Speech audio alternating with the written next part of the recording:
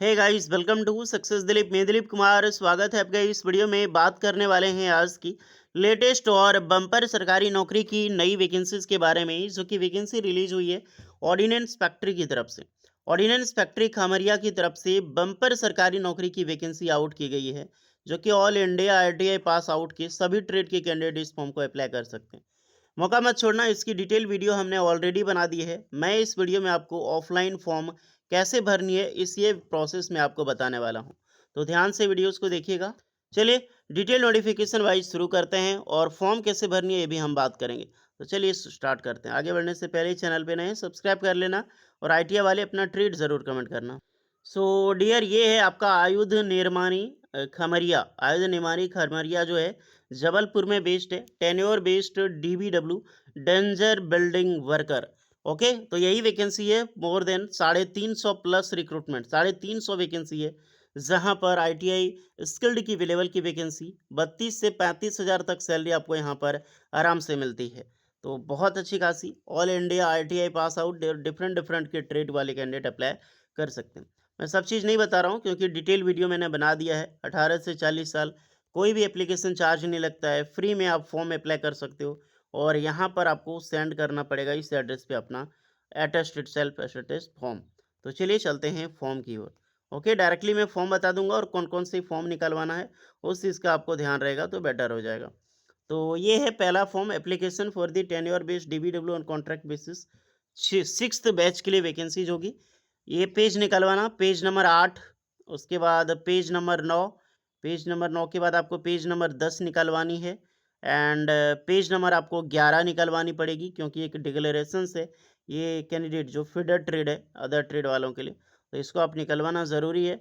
OBC NCL तो page number आपको 12 भी निकलवाने के, जो एसटी एससी या फिर ओबीसी या फिर ईडब्ल्यूएस कैंडिडेट हैं, आई मीन सिविल पोस्ट के लिए जो एक सर्विसमैन है। ओके, तो ये सब के लिए कैंडिडेट यहाँ पर अप्लाई करोगे तो ये फॉर्म आपको निकलवाना ज़रूरी है। पेज नंबर 8 में आते हैं। पेज नंबर 8 में क्या क्या फिलअप करना है, जो भी फिलअप कीजिए आप ब्लॉक लेटर में फिलअप करोगे, यानी कि कैपिटल लेटर में आपको फिलअप करनी है।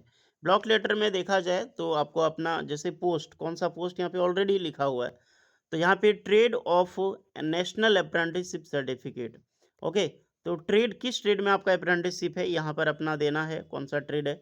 10th की डिटेल्स, फादर या फिर हस्बैंड की डिटेल्स, यानी कि अगर आप एक वीमेन है, आपकी मैरिज हो चुकी है, आप अपना हस्बैंड का नाम दोगे ना कि फादर का। डेट ऑफ बर्थ आपको 10th स्टैंडर्ड के हिसाब से, एज आपको देनी है, नेशनलिटी होगी एंड प्रेजेंट में अभी एज क्या हो रही है ये देना है। कैटेगरी आपको जनरल ओबीसी एनसीएल जो भी है, ओबीसी अगर एनसीएल है तो ओबीसी एनसीएल डालना। एक्स सर्विसमैन या फिर एसनो एसनो कर सकते हैं।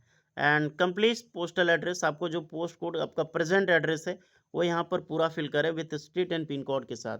आपको यहाँ पे 2 मोबाइल नंबर देना है एंड ईमेल आईडी भी 2 ईमेल आईडी देना है, वो भी ब्लॉक लेटर में आपको यहाँ पर देनी होगी। To prominent and visible identification marks, तो कोई विजिबल आइडेंटिफिकेशन मार्क्स आपको यहाँ पे फिलअप करनी है। Medium of trade test, Hindi English आपका जो भी आप यहाँ पे देख सकते हैं ट्रेड टेस्ट आपका होगा, तो किसमें आप फिट बैठते हैं। नेक्स्ट यहाँ पे 10th स्टैंडर्ड का आपको फिलअप करनी है, तो 10th का नाम आपको देना होगा, name of recognise university, examination pass, year of passing. उसके बाद आपका डिटेल ऑफ पासिंग आईटीआई, ऐसे नेम ऑफ ट्रेड, इंस्टीट्यूट का name, name of institute, government private क्या था, गवर्नमेंट कोई भी है, टाइप ऑफ इंस्टीट्यूट आपको देना है, गवर्नमेंट प्राइवेट, ट्रेनिंग कब से कब तक था, पासिंग ईयर और सर्टिफिकेट का डेट एंड नंबर। आपने अब नेशनल अप्रेंटिसशिप सर्टिफिकेट, अप्रेंटिसशिप की पूरी डिटेल्स आपको यहाँ पर देनी होगी। डिटेल ऑफ प्रेजेंट एम्प्लॉयमेंट, कहीं काम कर रहे हैं तो उसकी डिटेल आप यहाँ पर दे सकते हैं। Detail 1 month extensive in house WT, safe handling explosive management, safety norms, do don't etc TW month on job training from any MIL group में आपने काम किया तो दें। चेकलिस्ट को ध्यान रखना क्या क्या आपको सबमिट करनी है।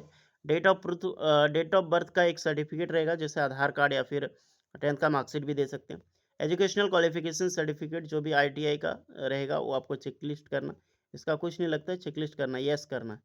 एनसीबीटी यानी कि एनएसी अप्रेंटिसशिप का सर्टिफिकेट लगेगा, आईटीआई का सर्टिफिकेट रहेगा, एक्सपीरियंस रहेगा तो उसका लग सकता है, अथवा छोड़ देना यहाँ पे। और 1 मंथ का आपने कहीं किया है, 2 मंथ आपको one job training form any, तो ये आप देख सकते हैं। और कैटेगरी सर्टिफिकेट आपका जो भी है, S T S C OBC EWS certificate and declarations by candidate feeder trade, feeder trade का डिक्लेरेशंस आपको फिलअप करके देना होगा। और डिक्लेरेशंस ओबीसी एनसीएल का देना है and ex serviceman. Whether all document certificate are self attested, बिल्कुल यस करनी है।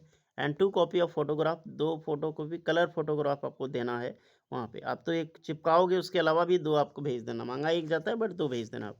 यहाँ पे अपना नाम, डेट, प्लेस और आपका सिग्नेचर रहेगा। फिर यहाँ पे आपका जो फीडर ट्रेड है, तो यहाँ पर आपका certificate in apprenticeship national trade रहेगा।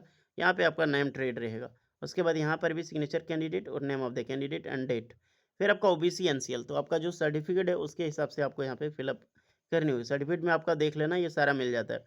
Signature of candidate and name of the candidate, ये सब जब आपका फिल हो जाएगा तो सब सेल्फ अटेस्टेड सिग्नेचर देख लें, जो भी आपका डॉक्यूमेंट सिग्नेचर देख लें। एक इन्वेलप लें, इन्वेलप में सारा फॉर्म को उसमें भर दें, फिल कर दें। उसके बाद ऊपर में आपको एड्रेस लिखनी है, एक फॉर्म एक टू। एड्रेस ये रहेगा और ऊपर में एप्लीकेशन में ज़रूर देना। मान लीजिए कि आपका ये इन्वेलप है, यहाँ पे आपका जाता है एड्रेस, कहाँ पे आप भेज रहे हैं, यहाँ पे जाता है कहाँ से कहाँ तक।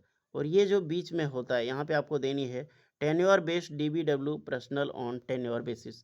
तो ये चीज़ यहाँ पे फिलअप करनी है एंड फाइनल सेंड कर दें। स्पीड पोस्ट से सेंड करोगे तो लगभग 70 रुपये से 100 रुपये चार्ज ले लेता है भेजने के लिए। लेकिन एक चीज़ है कि आप उसको ट्रैक कर सकते हैं कि मेरा सामान वहाँ पे पहुँचा या फिर नहीं पहुँचा। तो अपने हिसाब से फ़िलअप करें, बाकी बात कोई एक्स्ट्रा डाउट है तो कमेंट करना। मिलते हैं नेक्स्ट वीडियो में, तब तक के लिए जय हिंद।